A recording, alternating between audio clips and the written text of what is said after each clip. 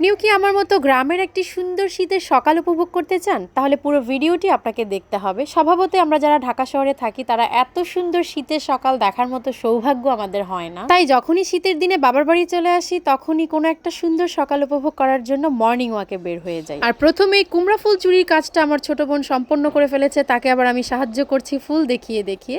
এই যে আসছে বাদ্যব মেয়ে, সকাল থেকে 100টা ফোন দিছি ওরে। আমার দাদা এইদিকে আমার ভাগ্নির জন্য ওয়েট করতে করতে মর্নিং প্রায় শেষের দিকে। তো যাই হোক, আমরা চলে গেলাম মতলবের বিখ্যাত ব্রিজে। আমরা ভিডিও করবো দেখ। তো আমি আসলে সিঁড়িগুলো ফ্রি হওয়ার জন্য ওয়েট করছিলাম। এই দেখেন কোমরের ঘটি এখানে ঘষি। এরপরে আমি এক প্রকার দৌড়ে দৌড়ে সিঁড়িগুলো বেয়ে উঠলাম, কারণ অনেকগুলো সিঁড়ি, আস্তে আস্তে উঠলে আরো বেশি আলসেমি লাগবে। যুদ্ধ জয় করে আসলাম আমরা। তারপরেই সেই সুন্দর শীতের সকাল। আমাদের মতলবের এই ভিউটা আসলে অনেকটা পাহাড়ি এলাকার মতো। যদি দূর থেকে আপনি ভিডিও করেন আপনার মনে হবে যে আপনি পাহাড়ি কোনো এলাকায় ঘুরে বেড়াচ্ছেন। আমি তো ব্রিজের উপর উঠে ভিউ দেখেই মুগ্ধ। আমি আমার ছোট বোনকে বলছিলাম আমাকে সুন্দর সুন্দর কিছু ভিডিও বানিয়ে দে। আর হ্যাঁ, যারা পুরো ভিডিওটি দেখবেন তাদের জন্য ভিডিও শেষে একটি চমক আছে, প্লিজ পুরো ভিডিওটি কন্টিনিউ করবেন। আর এই হচ্ছে আমার পুরো বাহিনী, যারা এক একটা শয়তানের হাড্ডি।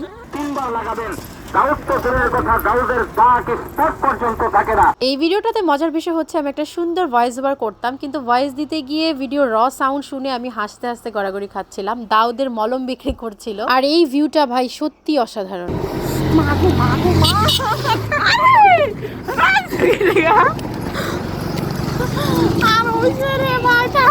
আমি আসলে পোজ দিব কি, ওদের কথাবার্তা শুনে আমার খুবই হাসি পাচ্ছিল, কারণ ওরা একটা আরেকটার পায়ের মধ্যে পাড়া দিয়ে দিয়েছে, আর শীতের ব্যথা তো জানেনি। তো যাই হোক, ওই যে দূরে দেখতে পাচ্ছেন জাগ, আমাদের ভাষায় আমরা জাগ বলি, অনেকে আছে ছাটা বলে। অনেক ঠান্ডা, অনেক অনেক হাত পা জমে একদম বরফ হয়ে গেছে, মনে হচ্ছে যে শরীরে রক্ত চলাচল বন্ধ হয়ে গেছে, এরকম লাগছে। ভাই যাই বলি, ওই সময়টা এত শীত ছিল, আসলে খুবই ঠান্ডা লাগছিল, একদম হাত পা জমাট হয়ে গিয়েছিল। এখানে তারা 3 জন সমাবেশ করতেছে। তো যাই হোক, এইদিকে আমরা আসলে আরেকটা কুমড়া ফুলের সন্ধান পেয়ে গেছি। মতলব ব্রিজের নিচে একটা জায়গা আছে যেখানে বেশ অনেকগুলো কুমড়া গাছ, লাউ গাছ লাগানো ছিল, কিন্তু এবারে আর আমার ছোট বোন রাজি হলো না ফুল চুরি করার জন্য। আমাকে বললো এবার তুই যা। তো আমি আসলে মনের মধ্যে একটু সাপের ভয় নিয়ে আস্তে আস্তে এগিয়ে যাচ্ছিলাম। আর তার চেয়েও বেশি ভয় ছিল যে গাছের মালিকরা আমাদেরকে দেখে বকা দিবে কিনা, কারণ পাশের গ্রাম থেকে সবই দেখা যায়, ওরাই লাগিয়েছে এই গাছগুলো।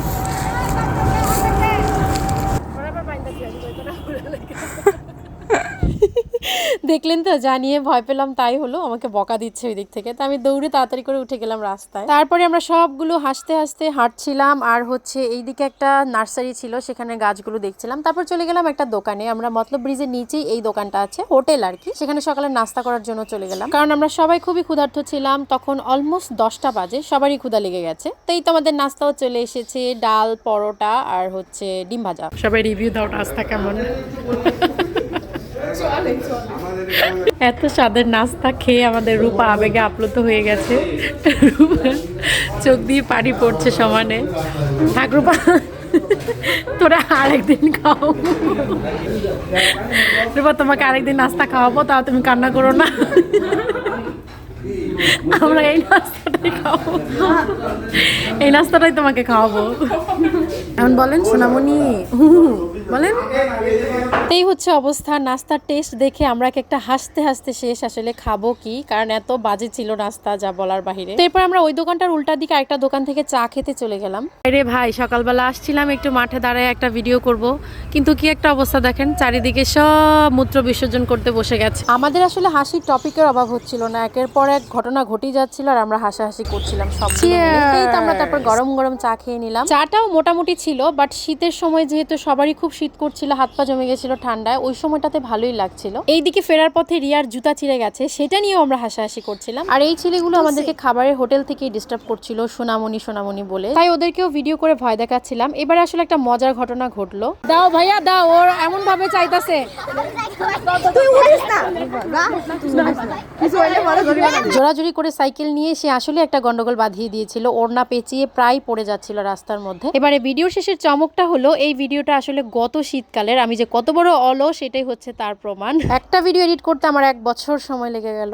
এই ছিল আমাদের মর্নিং ওয়াক। Bye bye.